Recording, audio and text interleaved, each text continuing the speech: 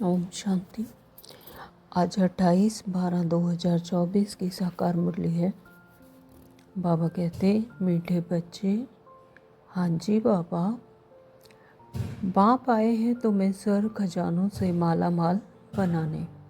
तुम सिर्फ ईश्वरीय मत पर चलो, अच्छी रीति पुरुषार्थ कर वर्षा लो, माया से हार नहीं खाओ। तो सर्व खजानों से माला माल बनाने के लिए है बाबा। अगर ईश्वरीय मत पर चलेंगे तो सर्व खजाने से माला माल हो जाएंगे। अच्छी रीति पुरुषार्थ कर वर्षा लो तो माया से कभी भी हार नहीं खाएंगे। बाबा ने प्रश्न किया है, ईश्वरीय मत दैवी मत और मनुष्य मत में कौन सा मुख्य अंतर है?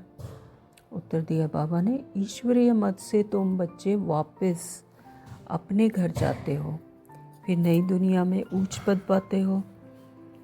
दैवी मत से तुम सदा सुखी रहते हो, तो क्योंकि वह भी बाप द्वारा इस समय ही मिली हुई मत है, लेकिन फिर भी उतरते तो नीचे ही हो। मनुष्य मत दुखी बनाती है। ईश्वरीय मत पर चलने के लिए पहले पहले पढ़ने वाले बाप पर पूरा निश्चय चाहिए। ओम शांति। बाबा कहते, बाप ने अर्थ तो समझाया है, मैं आत्मा शांत स्वरूप हूँ।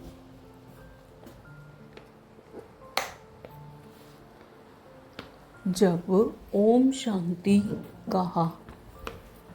कहा जाता है तो आत्मा को अपना घर याद आता है। ओम शांति यानी मैं शांत स्वरूप आत्मा हूँ, तो मैं आत्मा शांत स्वरूप हूँ।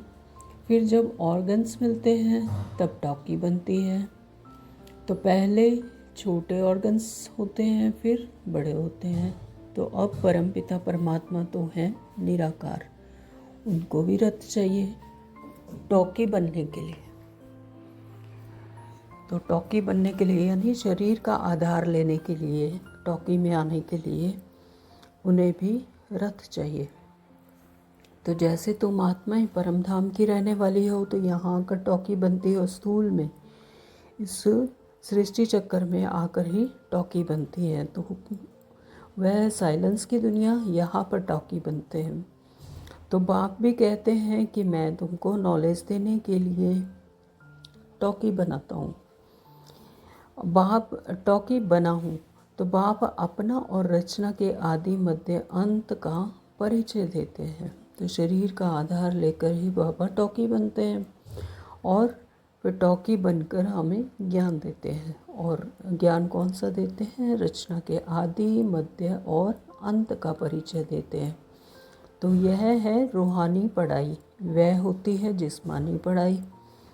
तो वह अपने को शरीर समझते हैं। ऐसे कोई नहीं कहेंगे कि हम आत्मा इन कानों द्वारा सुनती हैं। अभी तुम बच्चे समझते हो बाप हैं पतित पावन, वही आकर समझाते हैं मैं कैसे आता हूँ।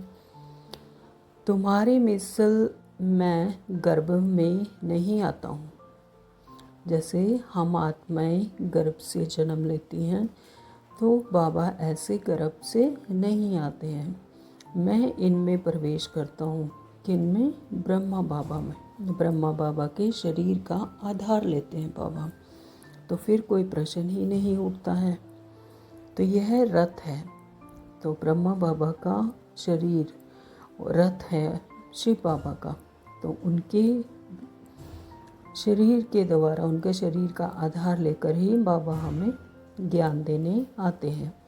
तो इनको माता भी कहा जाता है, क्योंकि ब्रह्मा बाबा के द्वारा ही हम बच्चों को बाबा एडॉप्ट करते हैं। शिव बाबा हमें एडॉप्ट करते हैं ब्रह्मा बाबा के शरीर द्वारा। तो इनको माता इसीलिए कहा जाता है। तो इसलिए बड़ी नदी ब्रह्मपुत्रा है। तो यह है सबसे बड़ी नदी। पानी की तो बात नहीं है, तो ये नदी किसको कह रहे हैं बाबा? हम आत्माओं को। यह है महानदी। महानदी यानी ज्ञान का सागर, स्वयं परमपिता परमात्मा, अर्थात सबसे बड़ी ज्ञान नदी है। तो बाप आत्माओं को समझाते हैं, मैं तुम्हारा बाप हूँ। जैसे तुम बात करते हो, मैं भी बात करता हूँ। मेरा पार्ट तो सबसे पिछाड़ी का है, यानी संगम युग पर सारे कल्प के बाद में जब ये 100 साल का संगम युग यानी सबसे पिछाड़ी में, लास्ट में आते हैं। तो जब तुम बिल्कुल पतित बन जाते हो तब तुमको पावन बनाने के लिए आना होता है। तो इन लक्ष्मी नारायण को ऐसा बनाने वाला कौन? सिवाय ईश्वर के और कोई के लिए कह नहीं सकेंगे। बेहद का बाप ही स्वर्ग का मालिक बनाते होंगे ना। तो बाप ही ज्ञान का सागर है। वही कहते हैं मैं मनुष्य सृष्टि का चैतन्य बीज हूँ। मैं आदि मध्य अंत को जानता हूँ।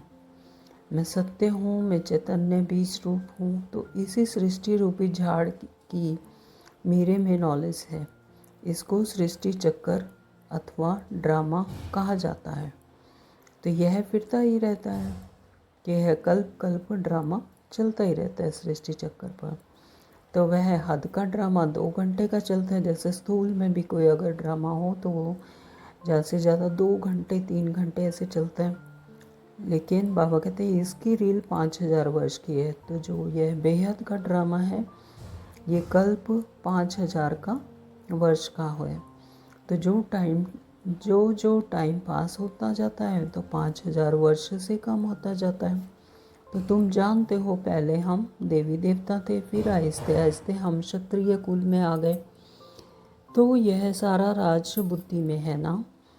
तो यह सिमरन करते रहना चाहिए। हम शुरू में पाठ बजाने आए तो हम 100 देवी देवता थे, 1250 वर्ष राज्य किया। टाइम तो गुजरता जाता है ना। तो लाखों वर्ष की तो बात ही नहीं, लाखों वर्ष का तो कोई चिंतन भी ना कर सके। बाबा कहते कि ये सिर्फ 5000 वर्ष का एक कल्प होता है, इसमें 1250 वर्ष के कल्प हैं, सत्य युग हैं। तो टाइम तो गुजरता जाता है ना। तो लाखों वर्ष की तो जैसे लाखों वर्ष का कह दिया कि कल्प होता है, तो लाखों वर्ष की तो यहाँ कोई बात ही नहीं। बाबा कहते तुम बच्चे समझते हो हम यह देवी देवता थे, फिर पाठ बजाते वर्ष पिछाड़ी वर्ष पास करते करते अभी कितने वर्ष पास हो चुके हैं। तो धीरे धीरे सुख कम होता जाता है।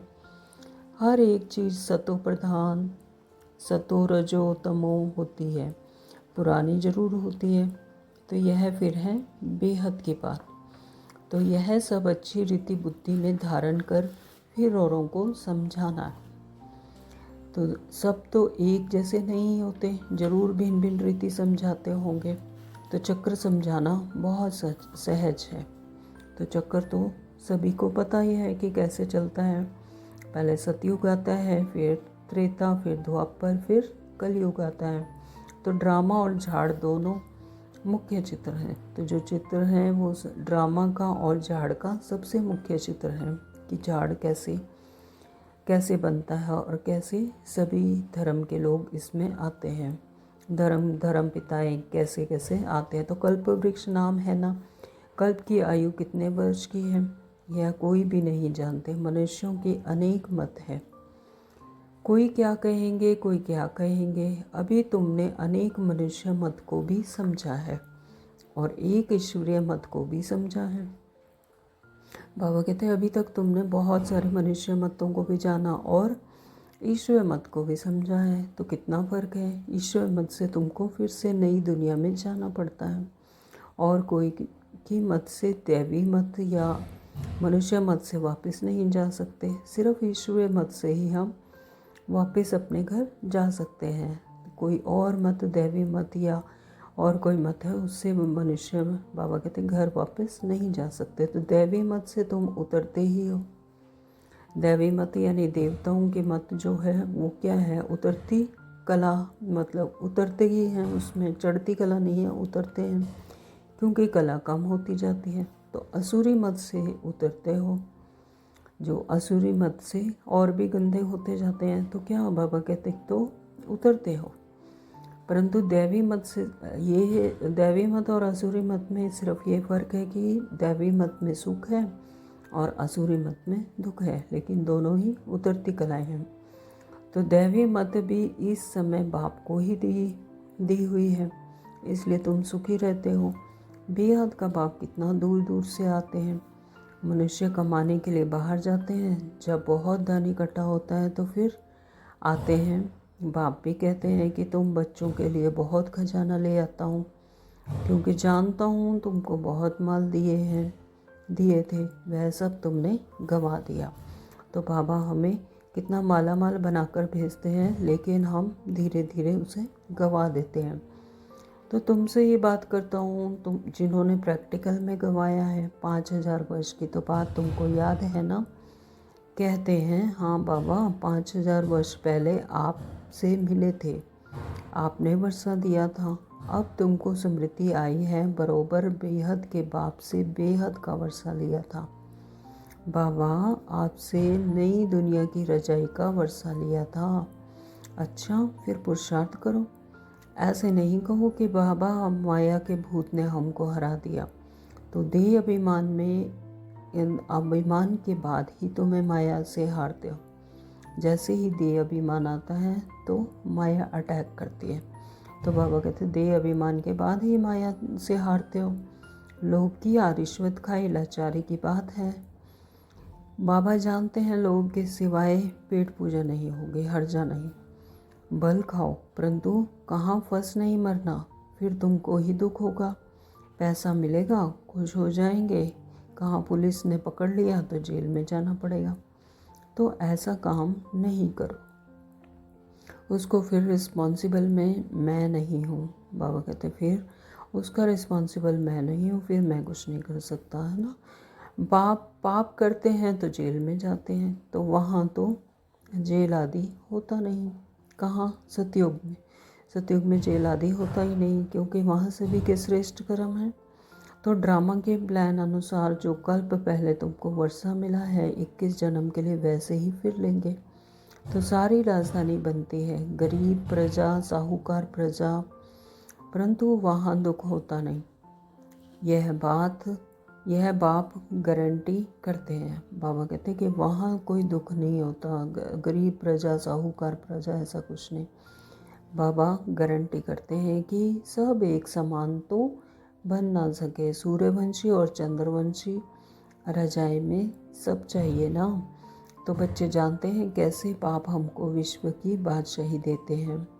फिर हम उतरते हैं स्मृति में आया ना। तो स्कूल में पढ़ाई स्मृति में रहती है ना, तो यहाँ भी बाप स्मृति दिलाते हैं। तो यह संगम युग पर बाबा हमें स्मृति दिलाते हैं कि यह रूहानी पढ़ाई दुनिया भर में और कोई पढ़ा ना सके। स्वयं परमपिता परमात्मा आकर हमें यह ज्ञान देते हैं। तो गीता में भी लिखा हुआ है मन मना भव, यानी मन को परमात्मा में लगा दो, परमात्मा को समर्पण कर दो। तो इसको महामंत्र वशीकरण मंत्र कहते हैं, अर्थात माया पर जीत पाने का मंत्र। माया जीते जगत जीत, माया को जीत लिया तो समझो पूरे जगत को जीत लिया। तो माया 5 विकार को कहा जाता है। अब माया है क्या? 5 विकार। तो रावण का चित्र बिल्कुल क्लियर है, 5 विकार स्त्री में और 5 विकार पुरुष में। तो इनसे गधा अर्थात टट्टू बन जाते हैं, तो यानी जिसे कोई समझ नहीं, तो इसलिए ऊपर में गधे का शीश देते हैं। तो अभी तुम समझते हो ज्ञान बगैर हम भी ऐसे थे। बाप कितना रमणीक रीति पे बैठ पढ़ाते हैं।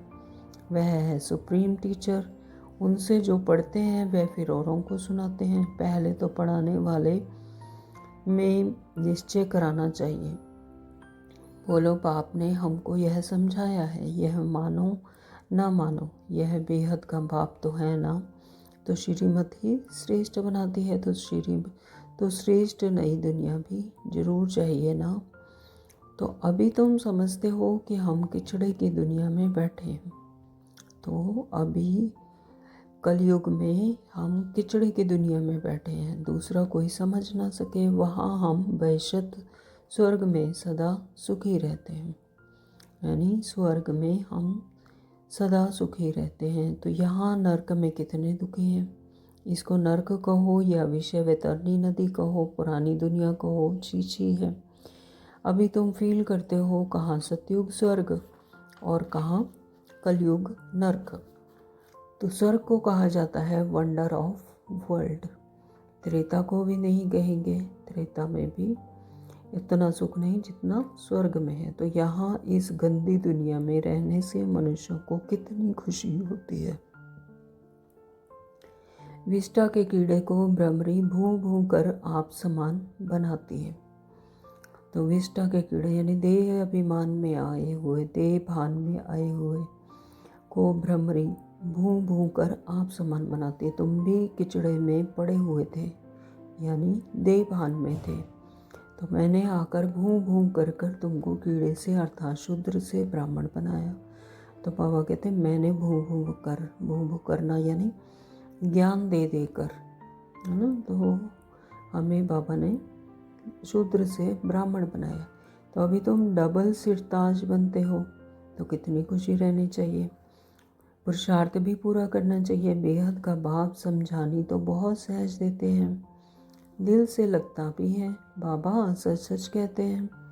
तो इस समय सभी माया की दुबन में फंसे हुए हैं, माया के दुबन में फंसे हुए हैं। देह अभिमान में जैसे ही आए तो माया का अटैक हुआ, तो फिर माया की दुबन में फंसे हुए हैं।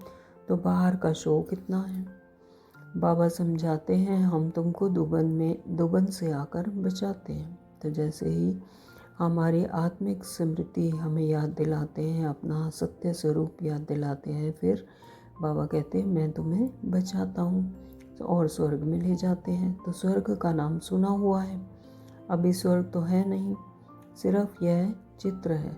तो यह स्वर्ग के मालिक कितने धनवान थे, भक्ति मार्ग में भल रोज मंदिरों में जाते थे, परंतु यह ज्ञान तो कुछ नहीं था।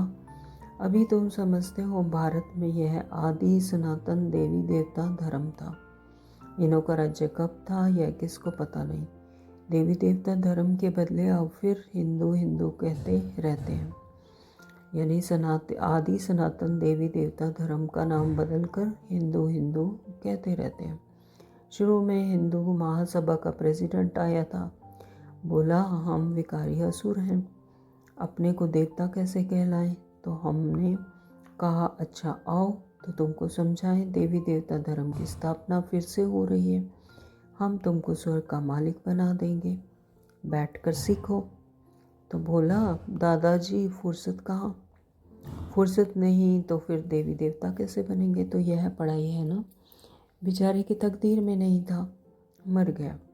तो ऐसे भी नहीं कहेंगे कि वह कोई प्रजा में आएगा, नहीं, ऐसे ही चला आया था, सुना था यहाँ पवित्रता का ज्ञान मिलता है, परंतु सतयुग में तो आ ना सके, फिर भी हिंदू धर्म में ही आएंगे। तो तुम बच्चे समझते हो माया बड़ी प्रबल है, कोई ना कोई भूल कराती रहती है। कभी कोई उल्टा सुल्टा पाप हो तो पाप को सच्चे दिल से सुनाना है। फिर बाबा क्या करते हैं, डायरेक्शन देते हैं। तो रावण की दुनिया में पाप तो होते ही रहते हैं, कहते हैं हम जन्म जन्मांतर के पापी हैं। यह किसने कहा, आत्मा कहती है। बाप के आगे या देवताओं के आगे, अभी तो तुम फील करते हो बरोबर हम जन्म जन्मांतर के पापी थे।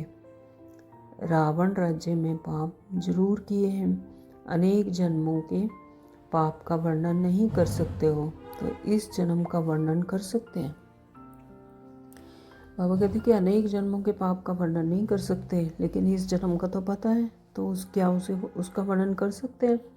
तो वह सुनाने में भी हल्का हो जाएगा। अगर वह भी सुना दें जो कि हमें पता है इस जन्म का, तो भी हल्का हो जाए। तो सर्जन के आगे बीमारी सुनानी है, फलाने को मारा, चोरी की, इसे सुनाने में लज्जा नहीं आती है, विकार के बाद सुनाने में लज्जा आती है। तो सर्जन से लज्जा करेंगे, यानी सर्जन यानी बाबा, तो बाबा से लज्जा करेंगे तो बीमारी कैसे छूटेगी। अगर डॉक्टर को स्थूल में भी अगर डॉक्टर से ही बीमारी को छुपाएंगे तो फिर बीमारी कैसे ठीक होगी। तो बाबा कहते कि सर्जन से ही लज्जा करेंगे तो बीमारी छूटेगी कैसे। फिर अंदर दिल को खाती रहेगी, बाप को याद नहीं कर सकेंगे, सच सुनाएंगे तो याद कर सकेंगे। अगर सच्ची बात बताएंगे, बाबा को सुनाएंगे दिल से, तो याद कर सकेंगे। तो बाप कहते हैं मैं सर्जन तुम्हारी कितनी दवाई करता हूँ, तुम्हारी काया सदैव कंचन रहेगी। सर्जन को बताने से हल्का हो जाता है, तो मन हल्का होता है ना। तो कोई कोई आपे ही लिख देते हैं कि बाबा हमने जन्म जन्मांतर पाप किए हैं, पाप आत्माओं की दुनिया में पाप आत्मा ही बने हैं। अब आप कहते हैं बच्चे तुम्हें पाप आत्माओं से लेन देन नहीं करनी है ना, कि पाप आत्माओं से अगर लेन देन करेंगे तो क्या बनेगा, हिसाब किताब। तो सच्चा सतगुरु अकाल मूर्त है बाप, तो वह कभी पुनर्जन्म में नहीं आते हैं। उन्होंने अकाल तख्त नाम रखा है परंतु अर्थ नहीं समझते हैं। बाप ने समझाया है आत्मा का यह तख्त है, शोभता भी यहाँ है, तिलक भी यहाँ, कहाँ, ब्रुकटी में देते हैं ना, तो असल में तिलक एकदम बिंदी मिसल देते हैं। अभी तुमको अपने को आपे ही तिलक देना है। बाप को याद करते रहो तो बहुत सर्विस करेंगे तो बड़ा महाराजा बनेंगे। नई दुनिया में पुरानी दुनिया की पढ़ाई थोड़े ही पढ़ना है, तो पुरानी दुनिया में ही पढ़ाई पढ़ी जाती है, यहाँ पर ही पुरुषार्थ किया जाता है। नई दुनिया में तो प्रारब्ध भोगी जाती है, नई दुनिया में पढ़ाई करने की दरकार ही नहीं। तो इतने ऊंच पढ़ाई पर फिर अटेंशन देना चाहिए। तो यहाँ बैठते हैं तो भी कोई का बुद्धि योग अच्छा रहता है, कोई का कहाँ कहाँ चला जाता है। मतलब कोई बैठते हैं ज्ञान सुनते हैं तो बुद्धि योग अच्छा रहता है, तो यानी वो पुरुषार्थ कर रहे हैं। अगर कोई का कहीं कहीं चला जाता है तो फिर वो पीछे रह जाएंगे। बाबा कहते हैं कोई 10 मिनट लिखते हैं, कोई 15 मिनट लिखते हैं। जिसका चार्ट अच्छा होगा तो उनको नशा चढ़ेगा, तो बाबा को चार्ट देते हैं ना, बताते हैं कि 10 मिनट 15 मिनट। तो बाबा कहते हैं जिसका जितना अच्छा चार्ट होगा तो उसको उतना ही नशा चढ़ेगा, उतनी खुशी रहेगी। तो बाबा इतना समय हम आपकी याद में रहे, 15 मिनट से जास्ती तो कोई लिख नहीं सकते, तो बुद्धि इधर उधर भागती है। अगर सब एक रस हो जाए तो फिर कर्मातीत अवस्था हो जाए। बाप कितनी मीठी मीठी लवली बातें सुनाते हैं, ऐसे तो कोई गुरु ने नहीं सिखाया। गुरु से सिर्फ एक थोड़े ही सीखेगा, गुरु से ही तो हजारों सीखे ना। सतगुरु से तुम कितने सीखते हो। यह है माया को वश करने का मंत्र। माया 5 विकारों को कहा जाता है, धन को संपत्ति कहा जाता है। लक्ष्मी नारायण के लिए कहेंगे इनों के पास बहुत संपत्ति है। लक्ष्मी नारायण को कभी माता पिता नहीं कहेंगे। आदिदेव आदि देवी को जगत पिता जगत अम्बा कहते हैं, इनको नहीं। तो यह स्वर्ग के मालिक हैं। कौन? लक्ष्मी नारायण, यह स्वर्ग के मालिक हैं। माता पिता किसे कहेंगे? जगत पिता जगत अम्बा को, यानी ब्रह्मा बाबा और मम्मा को। तो अविनाशी ज्ञान धन लेकर हम इतने धनवान बने हैं। अम्बा के पास अनेक आशाएं लेकर जाते हैं, लक्ष्मी के पास सिर्फ धन के लिए जाते हैं और कुछ नहीं। तो बड़ी कौन हुई? अम्बा, है ना। तो यह किसको पता नहीं अम्बा से क्या मिलता है और लक्ष्मी से क्या मिलता है। लक्ष्मी से सिर्फ धन मांगते हैं, अम्बा से तो तुमको सब कुछ मिलता है। अम्बा का नाम जास्ती है क्योंकि माताओं को दुख भी बहुत सहन करना पड़ता है। बाबा कहते हैं कि अम्बा का नाम जास्ती है क्योंकि माता है, तो क्योंकि माताओं को दुख भी बहुत सहन करने पड़ते हैं तो माताओं का नाम जास्ती होता है। सहन शक्ति भी माताओं में ही सबसे ज़्यादा है। तो अच्छा, फिर भी बाप कहते हैं बाप को याद करो तो पावन बन जाएंगे, चक्र को याद करो तो दैवी गुण धारण करो, बहुतों को आप समान बनाओ। गॉड फादर से तुम स्टूडेंट हो, कल पहले भी बने थे फिर अब भी वही एम ऑब्जेक्ट है। तो यह है सत्य नर से नारायण बनने की कथा। अच्छा, भव कहते मीठे मीठे सिकलती बच्चों प्रति माता पिता बाप दादा का याद प्यार और गुड मॉर्निंग। रूहानी बाप की रूहानी बच्चों को नमस्ते। हम रूहानी बच्चों की रूहानी बाप को नमस्ते जी, नमस्ते जी, नमस्ते जी। शुक्रिया बाबा, शुक्रिया। धारणा के लिए मुख्य सार दिया बाबा ने। नंबर 1, अपनी बीमारी सर्जन से कभी भी छुपानी नहीं है, यानी बाबा से अपनी बीमारी छुपानी नहीं है। बाबा से अगर छिपाएंगे तो बाबा डायरेक्शन नहीं दे पाएंगे। अगर बीमारी सर्जन को बताएंगे तो बाबा डायरेक्शन देते हैं। तो माया के भूतों से स्वयं को बचाना है। अपने को राज तिलक देने के लिए सर्विस जरूर करनी है। अपने आप को राज तिलक देने के लिए बाबा ने कहा कि सर्विस जरूर करनी है। स्वयं को, नंबर 2 बाबा ने कहा, स्वयं को अविनाशी ज्ञान धन से धनवान बनाना है। अविनाशी ज्ञान धन जो जन्मों जन्मों तक खत्म नहीं होती, ऐसा अविनाशी ज्ञान धन यानी ज्ञान रतन। तो अब पाप आत्माओं से लेन देन नहीं करनी है, क्योंकि अगर पाप आत्माओं से लेन देन करेंगे तो हिसाब किताब बनेगा, तो फिर लास्ट में हिसाब किताब खींचेंगे। तो इसलिए पाप आत्माओं से लेन देन नहीं करनी। पढ़ाई पर पूरा अटेंशन देना। तो पढ़ाई पर जो बाबा रोज हमें मुरली के द्वारा पढ़ाते हैं तो उस पर पूरा अटेंशन देना है। वरदान दिया बाबा ने, इस कल्याणकारी युग में सर्व का कल्याण करने वाले प्रकृति जीत और माया जीत भव। कल्याणकारी युग में सबका कल्याण करने वाले ही प्रकृति जीत और माया जीत बनते हैं। तो बाबा ने वरदान दिया कि प्रकृति जीत और माया जीत भव। संगम युग को कल्याणकारी युग कहा जाता है। इसे भी एक संगम युग है, कमाई का युग। तो ये इसे क्या कहते हैं? कल्याणकारी युग। तो इस युग में सदा ये सम्मान याद रहे कि मैं कल्याणकारी आत्मा हूँ। मेरा कर्तव्य है पहले स्व का कल्याण करना, फिर सर्व का कल्याण करना। तो मनुष्य आत्माएं तो क्या, हम प्रकृति का भी कल्याण करने वाले हैं। मनुष्य आत्माओं का तो क्या, लेकिन हम प्रकृति का भी कल्याण करने वाले हैं। तो इसलिए प्रकृति जीत माया जीत कहलाते हैं।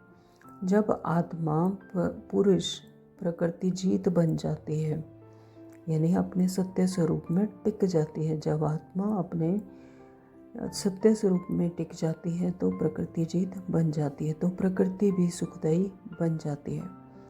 तो प्रकृति या माया की हलचल में आ नहीं सकती, यानी वो वायुमंडल इतना सशक्तिशाली बन जाता है तो प्रकृति और माया की हलचल में आ नहीं सकते।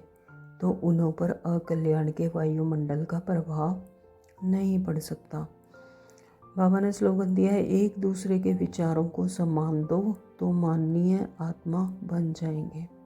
एक दूसरे को सम्मान दो, यानी जो दिया वही मिलता है। तो देने में ही लेना समाया हुआ है। अगर कोई ने किसी को दुख दिया तो वापस लौट कर दुख ही आएगा।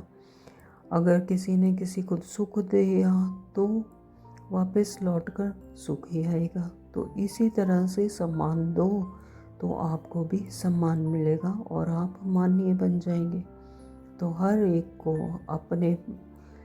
अपने पार्ट अनुसार ही कार्य कर रहा है। हर एक कोई अपने पार्ट अनुसार ही कार्य कर रहा है। इसके संस्कार के वश ही उसके विचार ऐसे हैं। तो हर एक के विचार को ऐसे समझकर विचारों को सम्मान दो कि हर एक अपना एक्यूरेट पार्ट बजा रहा है। तो उसके विचार उसके संस्कारों वश हैं, ड्रामानुसार हैं, तो उसको भी सम्मान दो। तो सबको सम्मान देंगे तो आप भी क्या बन जाएंगे? माननीय आत्मा बन जाएंगे। ओम शांति। Thank you Baba.